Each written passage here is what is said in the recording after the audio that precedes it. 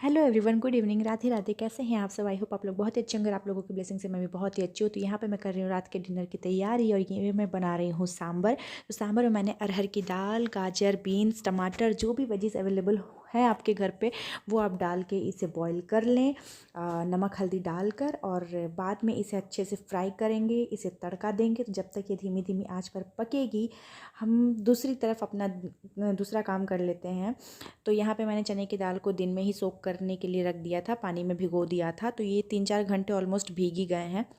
तो इसे में ना मैं फ्राई करूँगी। ये फ्राई पैन पे हल्के से ऑयल में सॉटे करना है, दैट्स ऑल।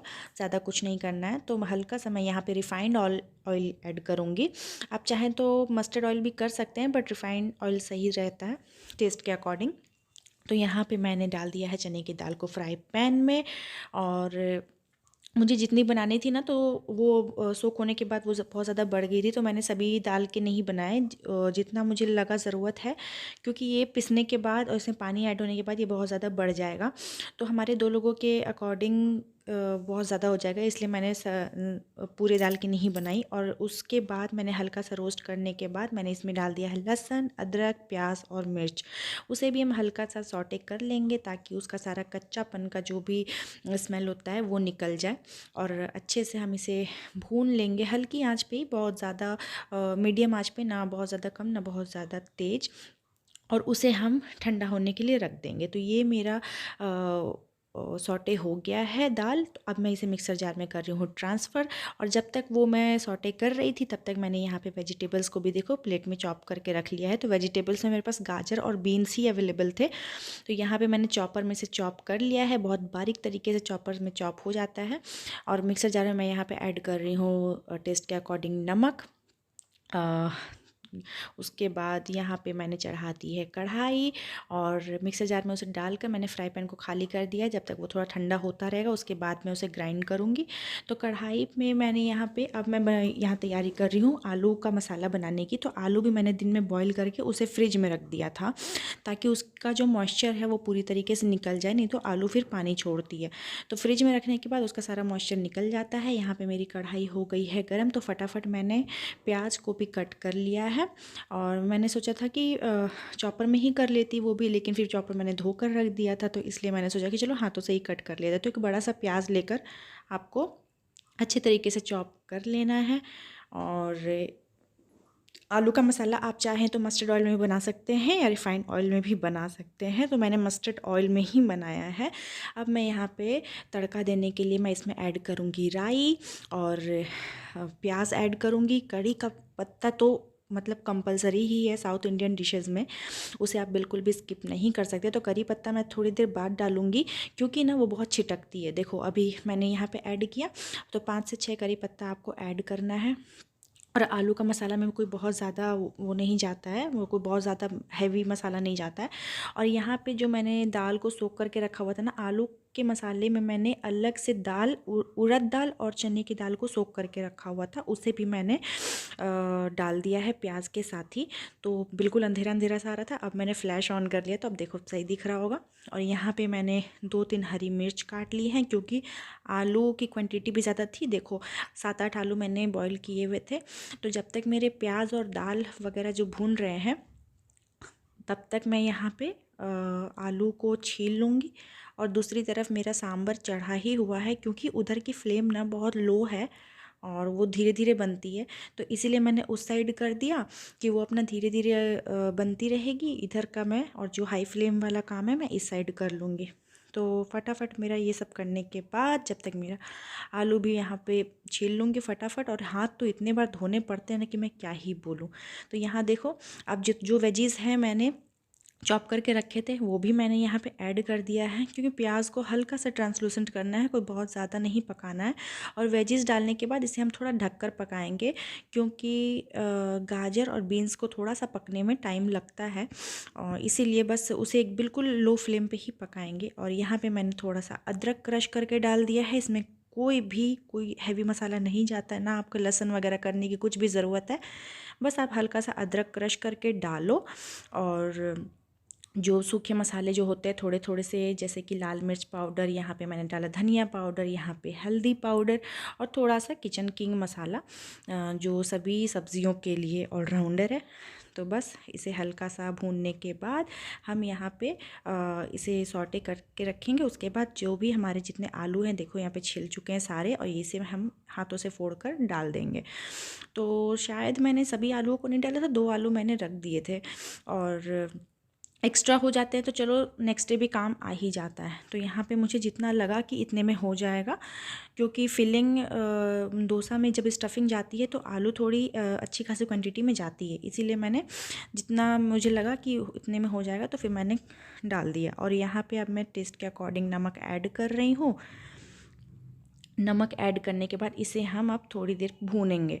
तो एक हाथ से कैमरा लेकर ना बिल्कुल भी नहीं हो पा रहा था, तो मैंने कैमरा ऑफ़ किया और मैशर से अच्छे से मैश कर लिया। और लास्ट में मैंने यहाँ पे देखो धनिया पत्ती भी डाल दी है गार्निशिंग के लिए, एक फ्लेवर आने के लिए।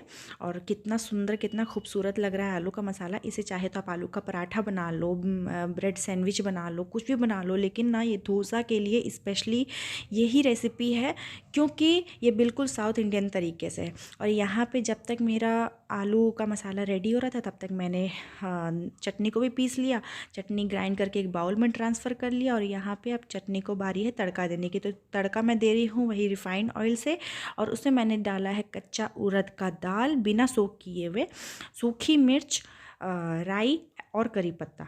तो देखो जैसे ही मैंने करी पत्ता डाला ना, कैसे छिटक के बिल्कुल आग ऊपर सा हो गया। तो करी पत्ता अगर आप तड़के में डाल रहे हो तो बहुत ज़्यादा छिटकता है, और गैस की हालत आप देख सकते हो। तो मैंने ना ये सब बनाने करने के बाद, और यहाँ पे थोड़ी सी लाल मिर्च भी मैंने डाली थी।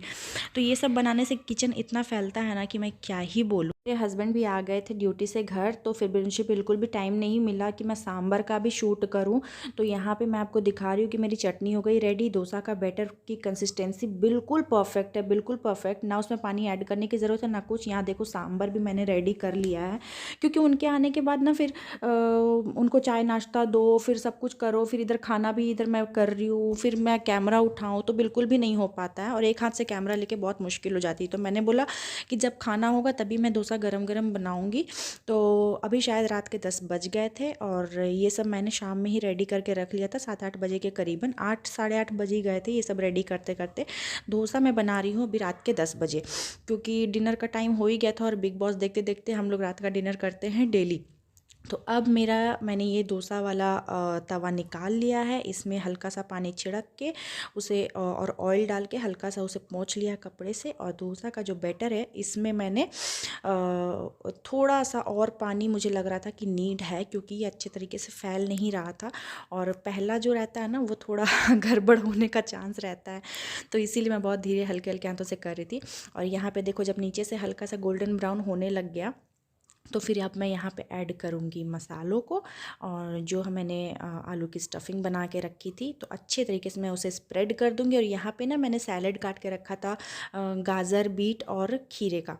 तो ये बहुत टेस्टी लगता है, तो मुझे इसे क्रश करके रखना था, लेकिन मेरे ध्यान से उतर गया, क्रश मैंने नहीं किया। मैंने बैठे बैठे इसे लंबी लंबी साइज़ में काट दिया। मैंने सोचा कि चलो कोई नहीं, अच्छा ही लगेगा। तो फिर इसे मैंने एक ट्रायंगल शेप में, जैसे होटल वगैरह में सर्व किया जाता है, वो शेप दे दिया। और ये मेरा पहला डोसा था। तो अब मैं यहाँ पे सर्व कर रही हूँ।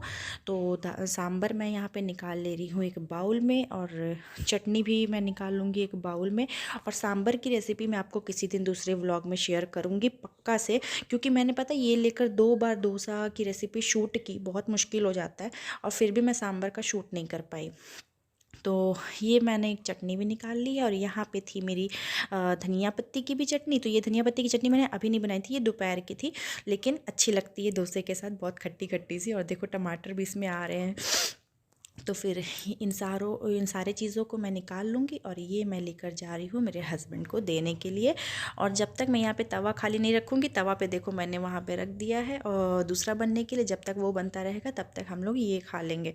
तो मेरे हस्बैंड ने बोला ना कि दूसरे डोसे में मेयोनीज़ लगा के दो, वो ज़्यादा टेस्टी लगेगा। तो फिर उसी तरीके से मैंने डोसा बनाया, आलू स्प्रेड किया, सैलेड डाला, और उसके ऊपर से मेयोनीज़ को डाल दिया। और कसम से ये इतना यम्मी, इतना टेस्टी लगा ना कि मैं बता ही नहीं सकती। तो अगर आपके पास, ये ऑप्शनल है, लेकिन आप एक बार ट्राई करना। बहुत टेस्टी लगा, बिल्कुल क्रीमी टेक्सचर आ रहा था, बटरिंग टाइप लग रहा था और ये बहुत ही ज़्यादा अच्छा लग रहा था। तो अभी इसे मैंने इस शेप में दे दिया। तो फिर ऐसे करते करते हमारे 6 से 7 डोसे बने और ये शायद मैं तीसरा डोसा बना रही थी, तो मैं अपने हस्बैंड को सर्व करती हुई जा रही थी और यहाँ बनाती हुई भी जा रही थी। तो हमें उस दिन रात के 11 साढ़े 11 बज गए थे खाते पीते, फिर किचन क्लीनिंग करते और बर्तन वगैरह धोते हुए 12 बज गए थे। बहुत ज़्यादा रात हो गया था और एक हाथ से शूट करना, एक हाथ से बनाना बहुत ज़्यादा डिफ़िकल्ट भी हो जाता है। तो यहाँ पे मुझे लग रही थी कि थोड़ी सी पानी की कंसिस्टेंसी मुझे और लग रही थी कि थोड़ा सा और वाटरी होना चाहिए था ये, क्योंकि ये थोड़ा सा लग जा रहा है। लेकिन नॉन स्टिक तवा था ना, तो ये चिपकने का तो बिल्कुल भी डर नहीं है इसमें। तो आई होप आपको आज का व्लॉग और आज की रेसिपी अच्छी लगी होगी। अच्छी लगी तो एक लाइक और सब्सक्राइब ज़रूर करना, नए हो तो प्लीज़ ज़रूर सब्सक्राइब करके जाना। मिलते हैं आपसे नेक्स्ट व्लॉग में, तब के लिए टाटा बाय।